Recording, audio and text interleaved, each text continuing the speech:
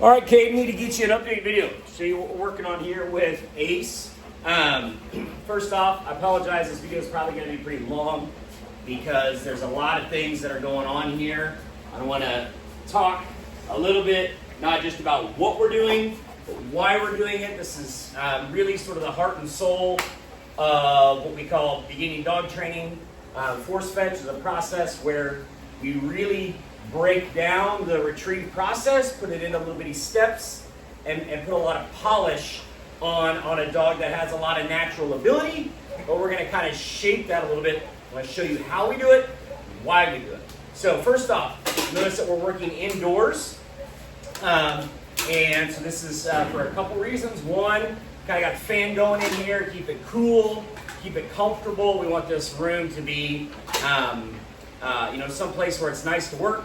We want the dogs to not get hot, so I'm doing this, 6:37 in the morning or whatever it is.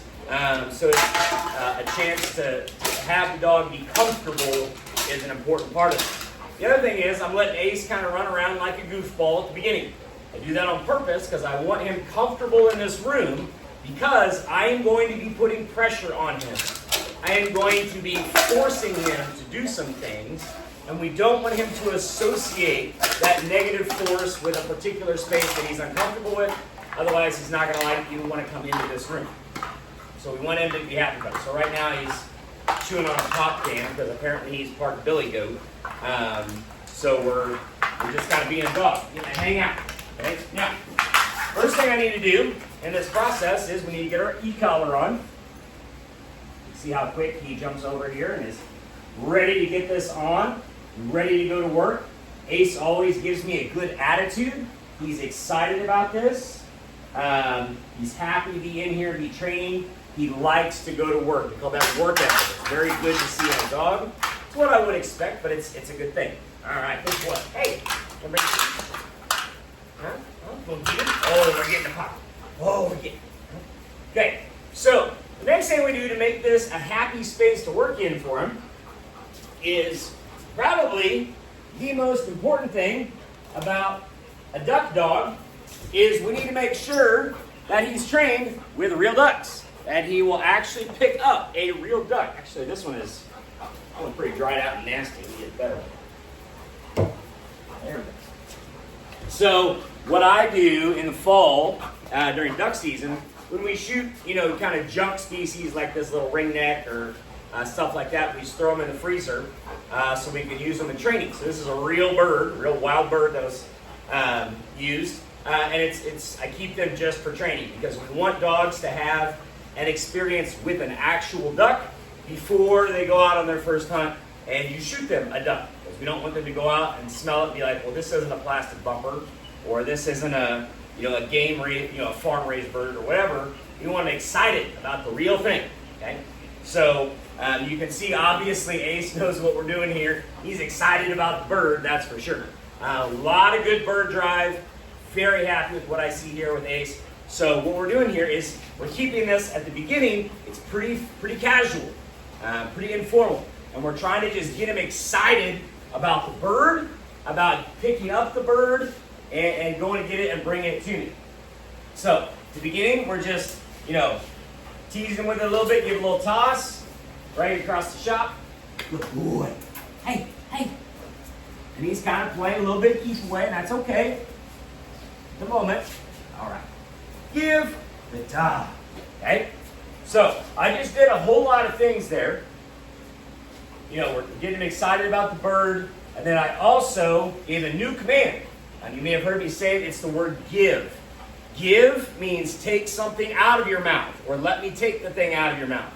Okay? Ace, like a lot of excited young dogs, he's excited about the duck. He wants to hang on to it. It's his prize. But we got to teach him to let go of it. Okay? Now, when I do this, I actually did a little trick to him that helps the dog release the bird so that they don't have a death grip on it and don't tear up the bird.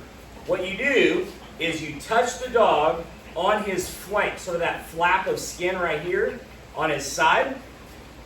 When you touch that and just give it a slight little tug, it is a strange sensation to the dog.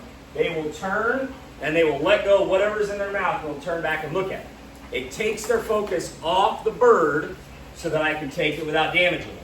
Okay? So that's a little trick, is we just touch that little flank, and he's like, whoa, what was that? And then let's go to the bird. Okay? So now we're going to do one. Now that he's all excited about this, we got to restrain him a little bit. Because, of course, we need Ace to be steady by the time we're done with all this. Sit. Ace. Good boy. Good. Attitude. Good. Good. Give. Good dog. Attaboy. Okay? So, I like what I see there. Obviously, plenty of excitement about a real bird, about a real duck.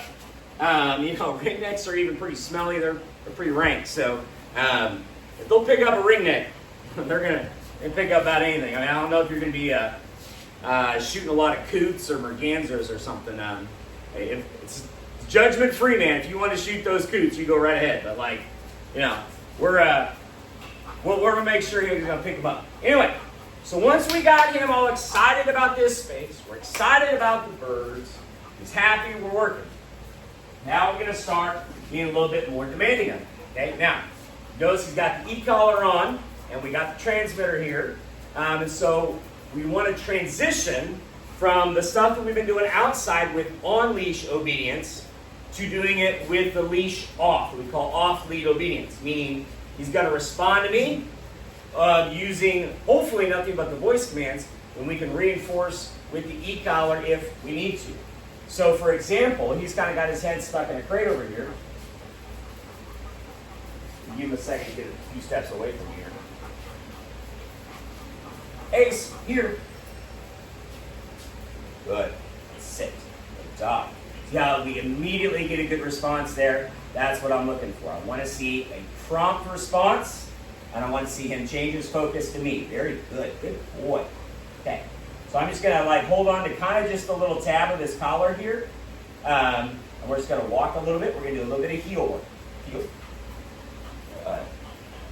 And again, this little tab that I'm hanging on to is really just, I don't even have to. Good boy. Heel. Here. Heel. Heel. Sit. Good job. So, off-leash obedience, I feel like he's making some good progress there. I like what I see there. Again, the most important thing is Ace is giving me a good attitude. He's happy about this. You can tell he's enjoying this, and he likes what we're doing here. Okay? Now, once we get into this process, we really haven't done force fetch yet. Okay? And we're still not even going to do total true force fetch yet, even in this video. We're not quite to the force and force fetch yet. That'll be we're probably a week, 10 days away from that. Okay, so we'll get that at the end of the month. All right, so what we're going to do now is we're going to talk about how do we condition him to hold an object.